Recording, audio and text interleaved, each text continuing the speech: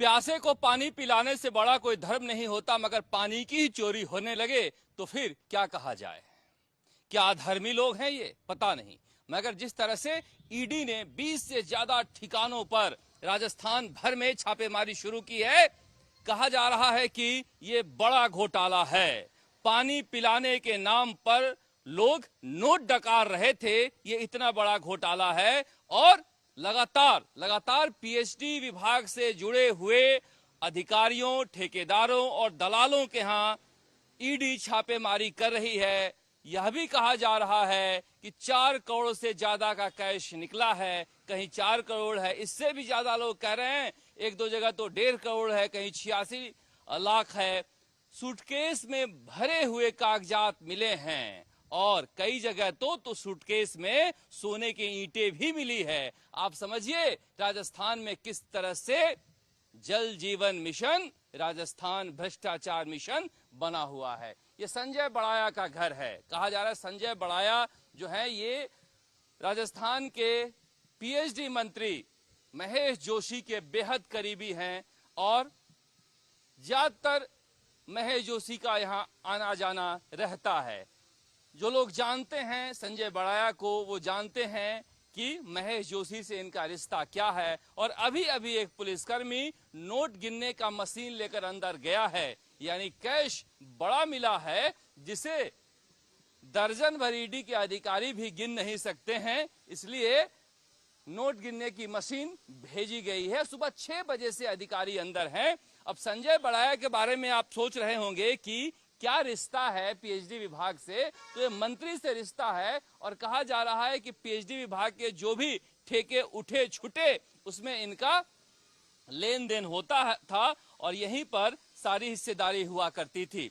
दरअसल डॉक्टर किरोड़ीलाल मीणा ने यह प्रेस कॉन्फ्रेंस की थी कि किस तरह से जल जीवन मिशन में घोटाला हो रहा है और उसके बाद लगातार छापे की कार्रवाई की जा रही थी, जिसमें अब तक का सबसे बड़ा छापा ईडी ने जल जीवन मिशन में डाला है। आप जाएंगे अगर जयपुर के चमत्कारेश्वर मंदिर में तो वहां देखेंगे मां अन्नपूर्णा प्रसादी हॉल का एक बोर्ड लगा हुआ है, शिलापट्टी है, शिलालेख है, जिसमें लिखा हुआ है कि हरि नारायण बड़ाया और उनके पुत्र डॉक्टर महेश जोशी, अनिल बड़ाया और संजय बड़ाया, यानी संजय बड़ाया और अनिल बड़ाया के धर्म के भाई बने हुए हैं डॉक्टर महेश जोशी और पुत्र बने हुए हैं उनके पिता हरि नारायण बड़ाया का। ये मैं नहीं कह रहा हूं, ये चमत्कारेश्वर मंदिर में जो शिलालेख लगा हुआ है उस पर लिखा हुआ है, तो आप समझ सकते हैं कि रिश्ता कितना गहरा है। और इसीलिए ईडी यहां पहुंची है क्योंकि बड़ा लेन देन का मामला बताया जा रहा है। दरअसल ये मामला ऐसे खुला कि 900 करोड़ रुपए का ठेका गणपति ट्यूबवेल ने और श्याम ट्यूबवेल ने उठा लिया इरकॉन का फर्जी दस्तावेज लगाकर, जिसका खुलासा डॉक्टर किरोड़ीलाल मीणा ने किया। और उस दिन महेश जोशी गणपति ट्यूबवेल और श्याम ट्यूबवेल के पक्ष में प्रेस कॉन्फ्रेंस करते हुए सबूत दिखा रहे थे कि कोई भी गलत दस्तावेज से ठेके नहीं लिए गए हैं, मगर बाद में उन दोनों कंपनियों को ब्लैकलिस्ट किया गया। और एक दिन अचानक से एंटी करप्शन ब्यूरो कार्रवाई करती है और फिर पदम जैन जो एक बड़ा ठेकेदार माना जाता है, इसमें हजारों करोड़ की संपत्ति इसके बारे में कही जाती है, वो गिरफ्तार होता है। और उस दिन कहा जाता है कि ईडी की कार्रवाई की खबर लीक हो गई, जिसकी वजह से एंटी करप्शन ब्यूरो ने पहले ही पदम जैन को उठा लिया। आप सोचेंगे पदम जैन कौन है, तो पदम जैन भी महेश जोशी का बेहद करीबी है और पीएचडी का बड़ा ठेकेदार है। मगर पीएचडी मंत्री महेश जोशी मुख्यमंत्री अशोक गहलोत के बेहद करीबी हैं और ऐसे करीबी हैं कि बर्खास्त मंत्री राजेंद्र सिंह गुढ़ा कहते हैं कि अगले जन्म मोहे महेश जोशी ही कीजो,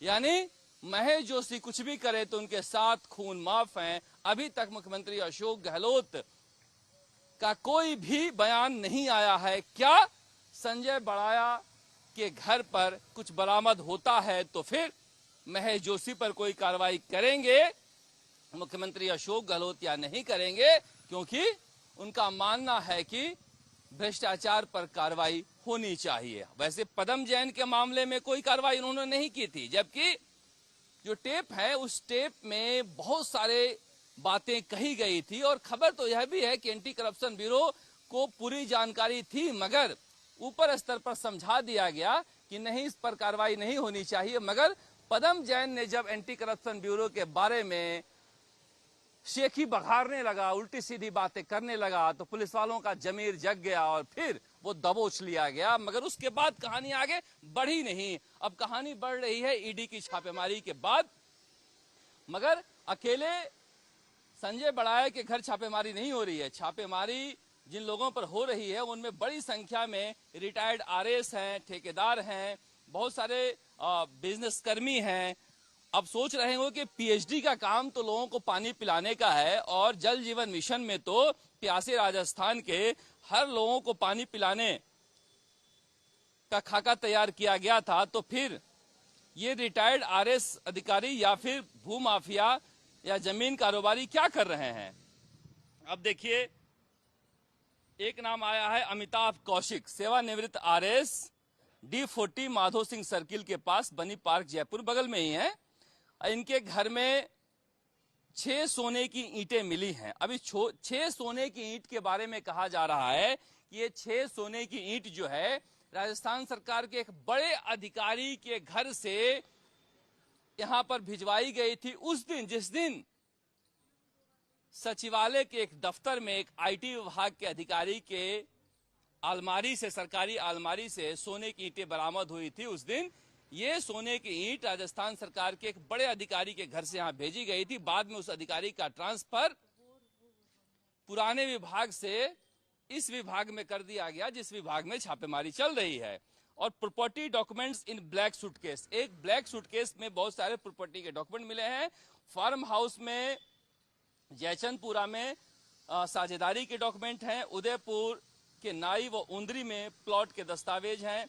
इसके अलावा देखिए, रेलवे के कॉन्ट्रैक्टर हैं ओम प्रकाश विश्वकर्मा, इनके पास भी बहुत सारे दस्तावेज मिले हैं। और कल्याण सिंह कविया जो वैशाली नगर में प्रॉपर्टी का काम करते हैं, उनके घर भी बहुत सारे कागजात मिले हैं।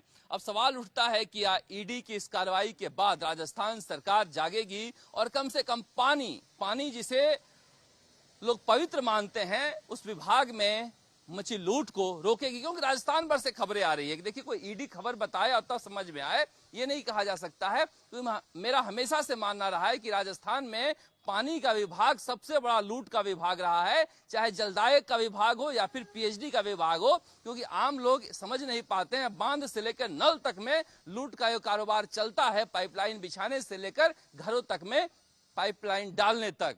इसीलिए कहा जा रहा है कि ईडी की कार्रवाई को राजनीतिक द्वेषता बताते हुए खारिज करने के बजाय मुझे लग रहा है कि ऐसे लोगों पर कठोर कार्रवाई की जानी चाहिए, ताकि कम से कम पानी पिलाने जैसे योजनाओं में तो लूट नहीं हो। इंतजार रहेगा मुख्यमंत्री अशोक गहलोत, राजस्थान सरकार का क्या जवाब आता है और 20 से ज्यादा ठिकानों पर जो ईडी की कार्रवाई चल रही है उसमें क्या क्या मिलता है। क्योंकि सुबह 6 बजे से कार्रवाई जारी है और अब भी जारी है। पुलिस वाले भी बैठे हुए देख सकते हैं, घर के बाहर भी तैनात हैं, अंदर ईडी के कर्मचारी हैं। निश्चित रूप से अगर सुबह 6 बजे से लेकर अब तक कार्रवाई जारी है तो कुछ न कुछ तो मिला ही होगा। इंतजार हमें भी रहेगा कि अगर नोटों की मशीन गिनने के लिए अंदर गई है तो फिर कितने नोट बरामद होते हैं, कितने नोट के बंडल बरामद होते हैं, प्रॉपर्टी का कितना बड़ा खजाना निकलता है। क्योंकि संजय बड़ाया प्रॉपर्टी के भी कारोबारी हैं और ब्लैक का माल सबसे ज्यादा नेता हो या अफसर हो प्रॉपर्टी में ही खपाते हैं। इसलिए इससे जुड़ी हर खबर राजस्थान तक पर आप देखते रहिएगा। नमस्कार, जयपुर से शरद कुमार।